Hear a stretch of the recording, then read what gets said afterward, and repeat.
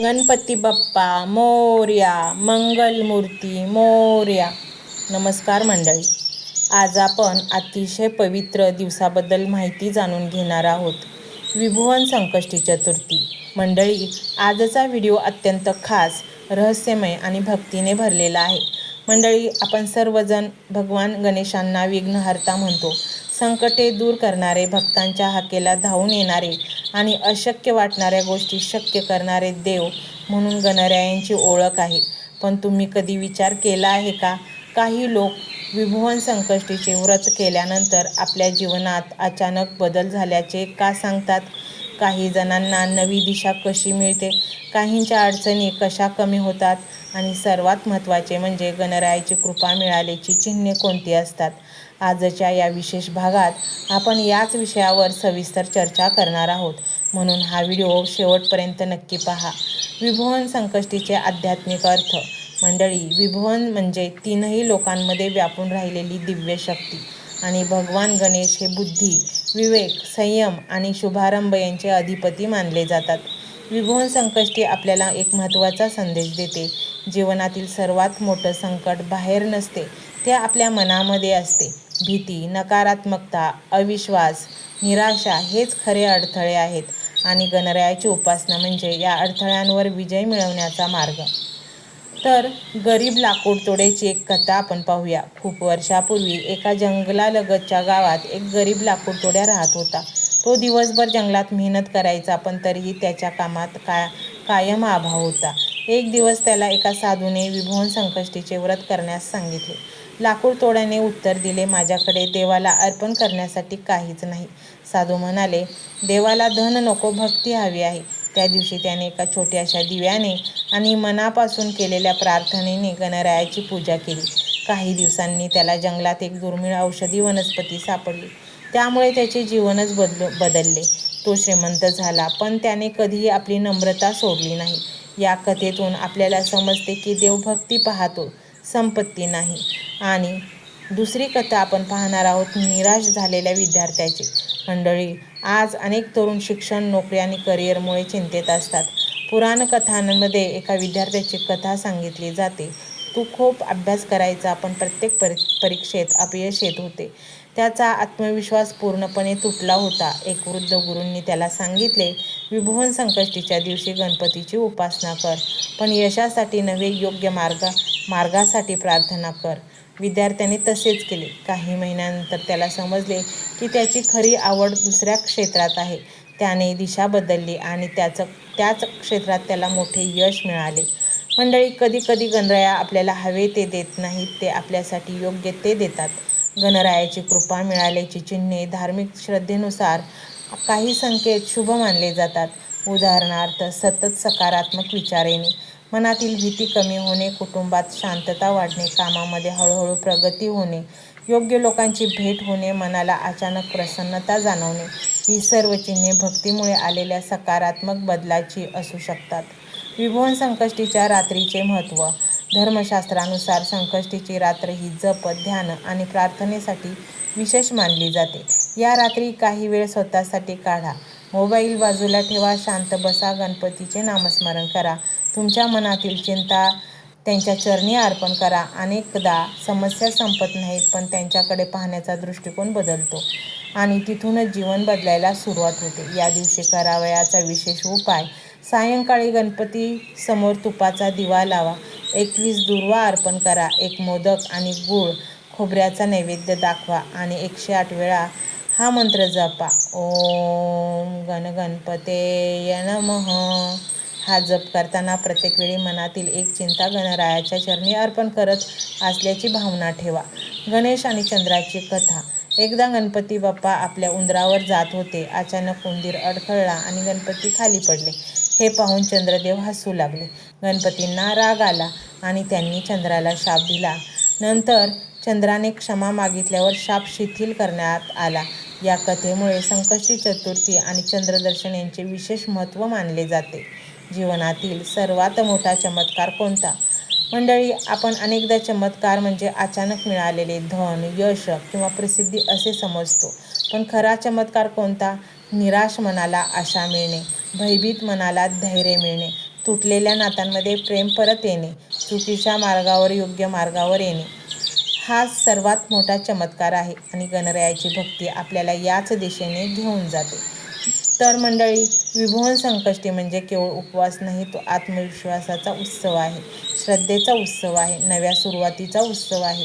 आजच्या या पवित्र दिवशी आपण सर्वजण मनापासून प्रार्थना करूया.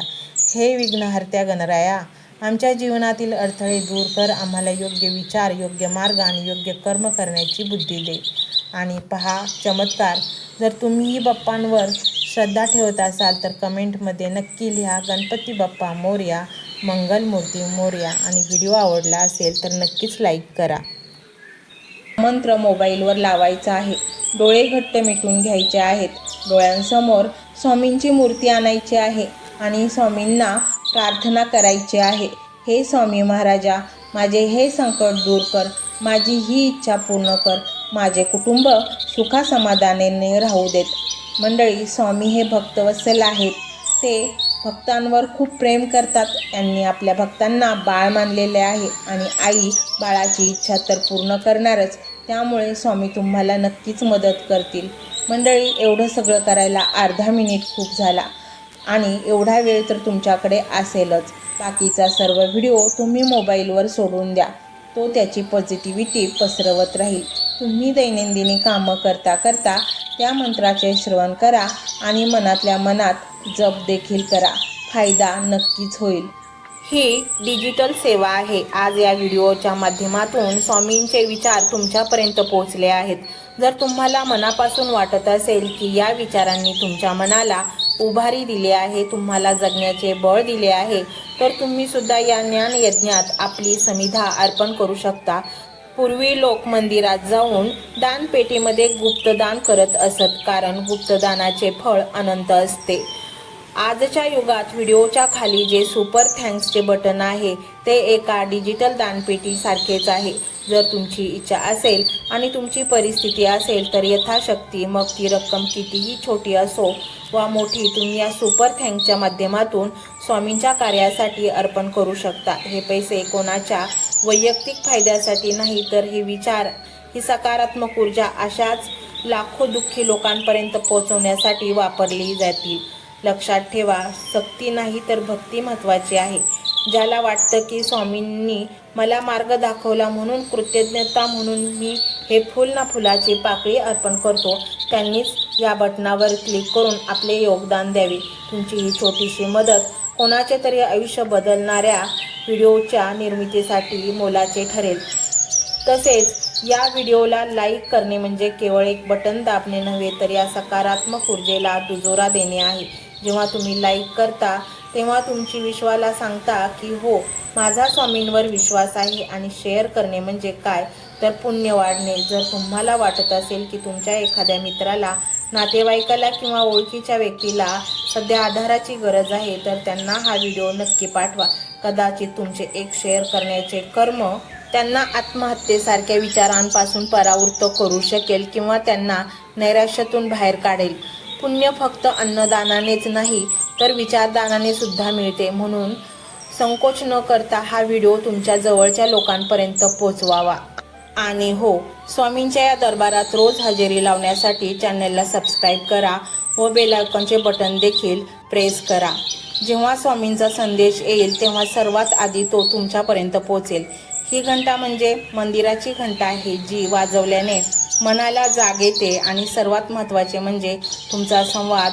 खाली कमेंट बॉक्समध्ये तुमचा अनुभव नक्की मांडा. तुमच्या मनात काय चाललं आहे, तुम्हाला स्वामींची प्रचिती कधी आली आहे, कशी आली आहे ते लिहा. जेव्हा तुम्ही श्री स्वामी समर्थ किंवा भिवू नकोस मी तुझ्या पाठीशी आहे असं लिहून कमेंट करता, तेव्हा ते केवळ शब्द नसतात, तर ती लिखित जप असतो. तुमच्या त्या कमेंटकडे पाहून दुसऱ्या एखाद्या भक्ताला प्रेरणा मिळू शकते. तुमची एक कमेंट हजारो लोकांचा विश्वास वाढवू शकते.